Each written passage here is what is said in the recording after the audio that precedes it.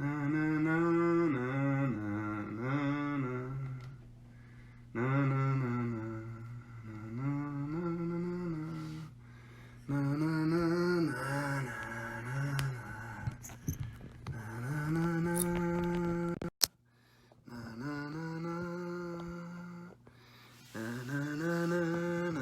na. Good morning.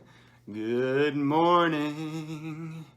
It is a good morning. Saturday morning.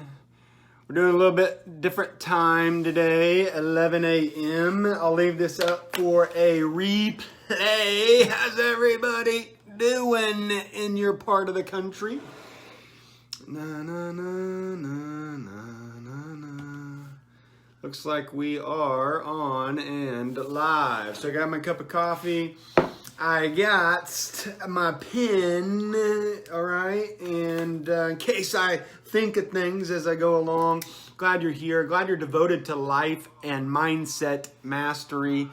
Ooh, we getting some feedback, turn that down. Look, I hope you're doing well. I hope your life is going well for you. This topic today is critical to your success in life. And we're spinning on this ball called Earth, and it is going to be over soon. And so why not get this thing mastered while we're here? And the more you have it mastered, the more you can enjoy your life. So the topic is the 5 power questions to ask yourself every single day, multiple times a day, to guarantee mindset mastery. Look, mindset mastery is a lifelong process. It's a daily process. It's an hourly process. And when you're getting up in the morning and you don't want to get up, it's a second by second process. Sometimes it's tough. It's tough to get out there. So look, starting on time today, the 5 power questions. You got to be able to ask yourself. You need to be able to say what you need to hear. There's one person you're going to be with for the rest of your life, and that one person is yourself. Okay? So here's what I want you to do. I want you to pick an area. I always break my pen. You guys break your pen? Every single pen I pick up, I break my pen. I want you to pick an area of your life. What area of your life right now are you struggling to have mindset mastery in? What life scenario? It could be with your parents, at school, your career, your job, trying to figure out who you're going to date or marry, or whether you should have kids or go on vacation, or what job. There's some area of your life you're probably struggling with to have where you're not at peace. You're not fully engaged in love and joy and happiness and have mastery. And you're triggered into frustration easier in that area than in other areas. You're triggered to anger or unwanted emotions. Is there a life category? Health. Somebody says something about your weight, about your physique. That's one life category. Finances. Somebody says something about your money, or says money in general. What kind of relationship do you have with it? About kids or family. That's a third category. Another category would be your mood. Man, you're cranky this morning. Does that trigger you? Like, does that give you what areas of life give you unwanted emotions? And that tells you that you do not have mindset mastery yet in that area if you have those unwanted emotions, because emotions come from your mindset. Thoughts produce emotions, and unwanted emotions staying in your body long enough that conditions your body to feel a certain way so that they begin to produce your mindset. It's crazy how that works, but it's true. So think about that life category, and when you're triggered, what typically goes through your mind when you're triggered? Do you start crying? Do you get sad? When you think about your future and your career, do you get sad? When you think about marriage, are you angry? Are you in love? Are you passionate? Can you have the passion every day in marriage? Your health, do you get excited? Where do you have unwanted emotions, and what are those emotions? That tells you what kind of mindset that you have. An angry mindset, a sad mindset, a peaceful mindset. So as we go through these power questions, I want you to be thinking of that one scenario. And you can apply it to many scenarios, but I just need you to be thinking about one scenario right now so that we can help you. Is my face too close? Look, I hope you're doing well. Hang in there, man. You need to pat yourself on the back. If you're watching this video, that means you care about your mindset. When our minds are left on autopilot, that means self-pilot, it's just operating and you're not intentionally feeding it, then its basic autopilot is survival. That's what the brain is survival software. And the thoughts that survival is, you know, am I enough? Do I have enough money? Do they like me? Am I skinny enough, strong enough? And so we all have this survival mindset that leads to unwanted emotions like maybe I'm not, it's uncertainty, it's sadness. So your brain's like a computer. You hear me say that often, but it's true. What goes in must come out. What I mean by that is it's input, output. Just like you type a question in a computer, whatever you type in the computer, if you say, what is the mouse of my computer supposed to be doing? You're going to get an answer you get 1,000 answers about the mouse. You will not get it about the color of your screen, your display screen, right? You only get answers to the types of questions that you ask yourself in the same way that you ask a computer.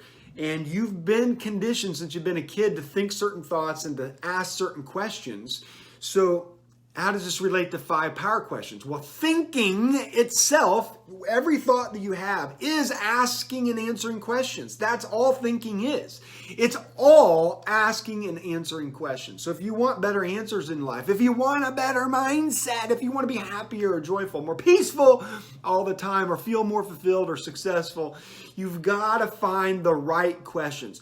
Wherever I go in life, I'm like, what's your power questions? What questions are you continually asking yourself? Because there are no perfect one-size-fits-all questions, but there are some questions that work for everybody at given times, okay? And you want to be able to ask precise questions. Use precision with your questions because it's like that computer. You can't ask general ones, okay? Most people are thinking abstractly and thinking too broad and generally in life, and not even asking questions in particular to get better feelings and a mindset. So look, questions provide the key to unlocking your potential. You have unlimited potential. And if you don't think you have unlimited potential, it's because you're thinking a certain question. Do I have unlimited potential? And your body responds no, because it's an emotion that's been conditioned in you and you've been brainwashed. Okay, so you do have unlimited potential. And the questions provide the access to life and mindset mastery. Big claim, but it's true.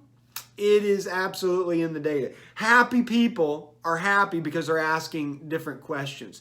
Peaceful people, the Dalai Lama is at peace because he's asking different kinds of questions. People getting dates, getting married, getting better jobs, finding more satisfaction in life in whatever area they're wanting satisfaction, they're getting that because they're asking better questions. The quality of the questions that you ask directly reflect on the quality of life that you have. The quality of your mindset is a direct reflection of the quality of the questions that you are always asking. And your questions are just thinking and asking. Thinking is just asking and answering questions. So look, one last time before I tell you these questions that are powerful. I have them all over my walls. Ask these every day and they help me. Otherwise, I'd be struggling even more in life. Raise your hand if you struggle. I struggle. But the questions bring me back to sanity and happiness and peace. So the quality of your life will always come down to the quality of the questions that you're asking yourself on a daily basis. And the more you ask these questions, the more you'll rewire your brain so that your default will be to ask better questions and therefore have a better mood and mindset. In fact, these questions will totally reframe your life experience. So question number 1. Out of these 5 questions is my primary question. Just thought I'd start with that. It's the primary question. You should always have a primary question. And you can reword it, you can modify these as you see fit for your own life. But number one, my primary question is, how can I appreciate ... even more all of the love and guidance that is inside of me right now? That's it. That's the question.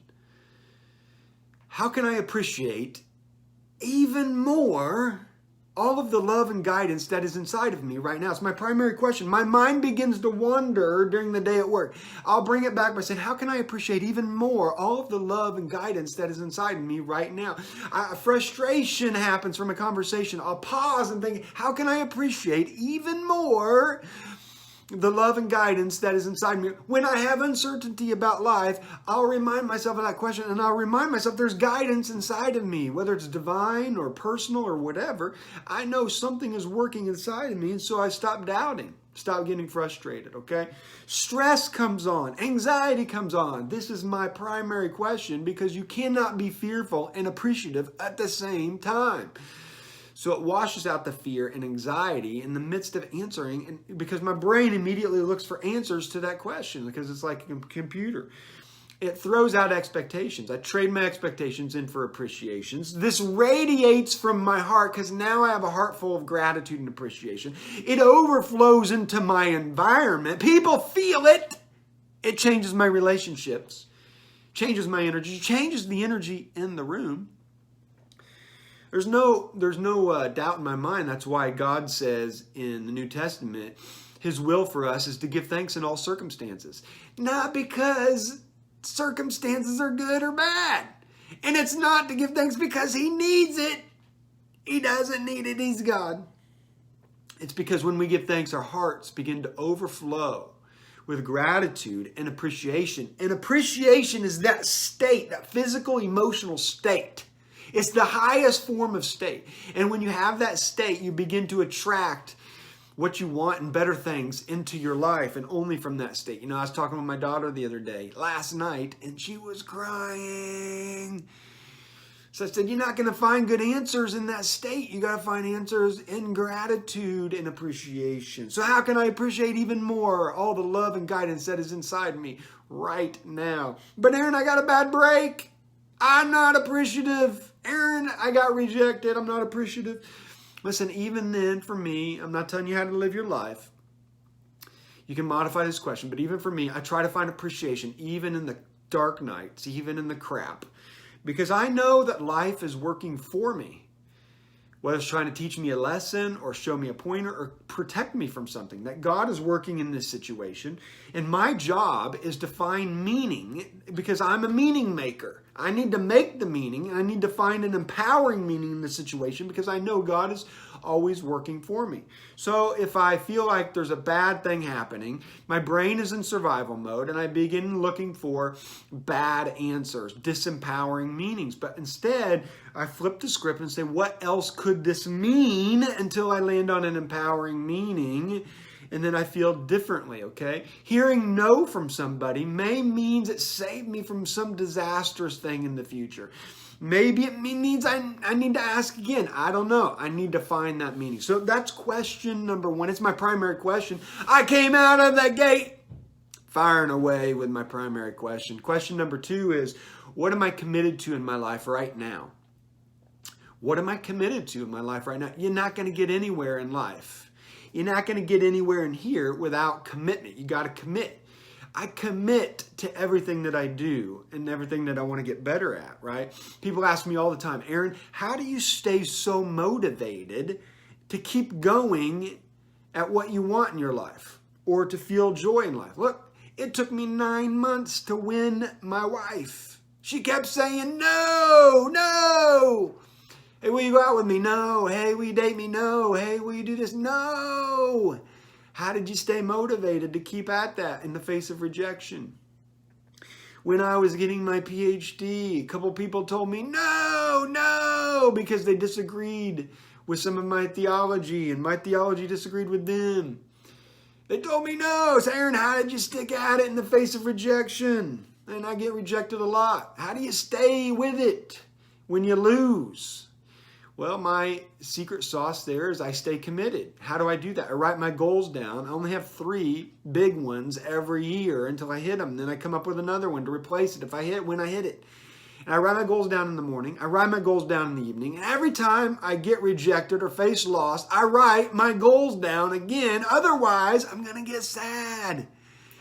And that leads to discouragement and depression. But I want mindset mastery, so I write it down to give my brain direction. Most people are drifting. They don't have direction. They're drifting, they're distracted, and they're discouraged. But commitment gets you to the starting line every day, all over again. Consistency gets you to the finish line, but commitment gets you there every time. So I commit to the same goals every single day, 3+ times a day. Am I committed to learning a foreign language? Am I committed to my mindset? Am I committed to learning about my wife? Am I committed to going on a date? Am I committed? I don't know. When I fall asleep at night, I think about my goals. When I wake up in the morning, I think about my goals because my brain's in a theta state and I'm more suggestible and it gets into my subconscious and it becomes part of who I am, right? It helps me say no to other things because I'm committed to these things right now. So that's power question number 2. Whenever you feel stressed, overwhelmed, anxiety, say, you know what? Here's what am I committed to? I'm not committed to sadness. I'm not committed to discouragement. That's not my commitment. I'm committed to peace. Okay? Question 3. What people, projects, and places today will give me the biggest return for what I need in my life right now? What people, places, and projects do I need to focus on today that will give me the biggest return for what I need in my life right now? There's only 6 primary needs in a human being. 1, growth. 2, uncertainty. 3, significance. 4, contribution. 5, certainty. And 6, connection. You need certainty. I need certainty that everything's going to be okay. That's why your brain's operating the way it is. I need certainty that I'm going to survive. I need certainty that I'll have the bills paid. I need certainty that I can retire. I need certainty that they're going to love me. And then when you get certainty, you want uncertainty. You want variety. It's a need. You don't want to know how the movie's going to end until you watch it. That's uncertainty. It's a need. If you knew everything, how it was all going to turn out, you'd be bored to death in life. Then you need contribution. You feel like you're helping, giving back, making a difference. Connection. You feel connected to your spouse, to a kid, to an uncle, an aunt. You need to feel connected with other human beings. Even if you're an introvert, you need to feel like you're growing in life. Life is growth, and you need to feel significant. You need to feel like you're making a difference and you're important in life. So there's only 6 primary needs. So I ask myself, what do I need? What stage of life am I in right now? What do I want, and what's stopping me from getting it? Guess what's stopping me? Usually myself. So when I ask that primary question, what people, projects, places will I devote my energy to today, because it's going to give me the biggest bang for the buck for my energy, for my time, and my resources. It helps me set the intention for the day. It keeps me from distractions because I know the people I'm going to be with today, because I set that intention. I know the places that I will be in today. And I know the projects I will be working on today. So I know when I'm successful, and I allow myself to feel successful because I set my intention and I'm succeeding in my attention, okay? So how do you make your decisions of what places, what projects, what people? Well, I ask myself, are these seeds or weeds? Weeds come up and they choke my life purpose and my life plan. Seeds grow it. So I want to be around seeds more than weeds, okay? That gives me direction, sets my intention. I suggest that you do the same. You can reword the question, but you need to set an intention for every single day of your life. What's your intention? I set my intention when I come out of the garage to the house. What's my intention here when I talk to people? 4, what if, am I on question 4? Yeah, I think I'm on question 4. What if it works out? Why do I ask that question? Because fear is always around in my head. And it's around in your head too. So I just say, hey, what if it works out? What if it works out? Because you're always going to get naysayers. I don't know, we got a problem here, or we got an obstacle there. They're looking at the circumstances, and the circumstances are real. So my question is, what if it works out? Hey, if you're going to say, what if it fails, I get the right to say, what if it works out? And I don't know if we can do that. What if it fails? What if it bombs? Yeah, what if you succeed? You see what that does to my energy? It keeps me positive rather than negative. And both are infectious, like a disease or some medicine. I'd rather be the medicine than the disease, okay? I got a pastor friend named Jamie. I was on the treadmill at the gym yesterday, and he stopped me. He grabbed me. He said, hey, man, I need to talk to you. I said, what's going on, my brother? What's going on? He said, I'm struggling, man. I'm frustrated. Nothing's working. Playing in a church. And he said, man, I hate what I'm doing. Here's a guy who loves God. God loves him. And he's stuck in his head. He's asking the wrong questions. He's never been taught, never been trained how to ask these questions. And a lot of people say, asking the questions, what kind of mindset mastery is that? It's everything. So I just patted him on the shoulder, and I listened to him. I encouraged him. He's like, man, what if this doesn't work out? I said, hey, bro, what if it does? What if it does? Are you in the right spot if it does? Are you going to want to be there when it does? Same thing happened last week. I was with another church planter named Fred. Brilliant guy. Sat in one of my graduate student classes on the afterlife. And he's brilliant. And he's like, man, Aaron, I don't think it's going to work out. What if it doesn't? What if we lose everything? Guess how his demeanor was. His shoulders were down. His eyes were not like excited. His voice was down. He was soft-spoken. He was discouraged. And he's allowing that state to generate the questions. See, state can generate questions too. When I'm excited, I'm asking different questions. So I just flipped the script. I'm like, man, what if it works out?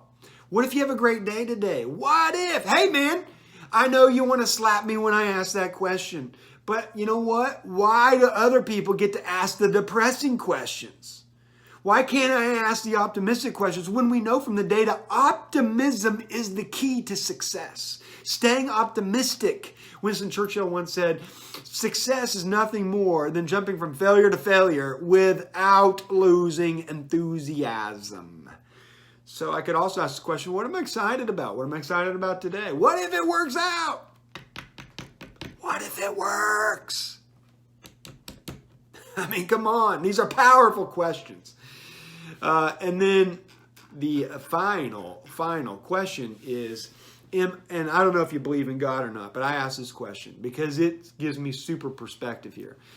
Am I in agreement with how the God of the universe thinks of my life right now?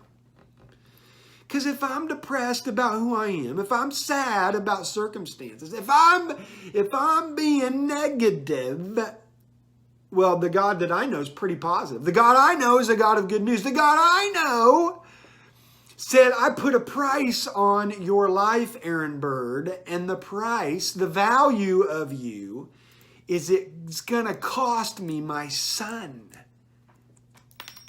Okay, that puts things in perspective. So when I'm whining and complaining about whatever, it's like, are you serious? The God of the universe who created all of this and all the opportunities. Look, I know it's hard in the struggle. It is. But you've been conditioned to believe that that is the right way to feel all the time, probably because you got sympathy from mommy, like I did, and now our bodies are triggered to complain because we got sympathy and we got love and adoration and attention.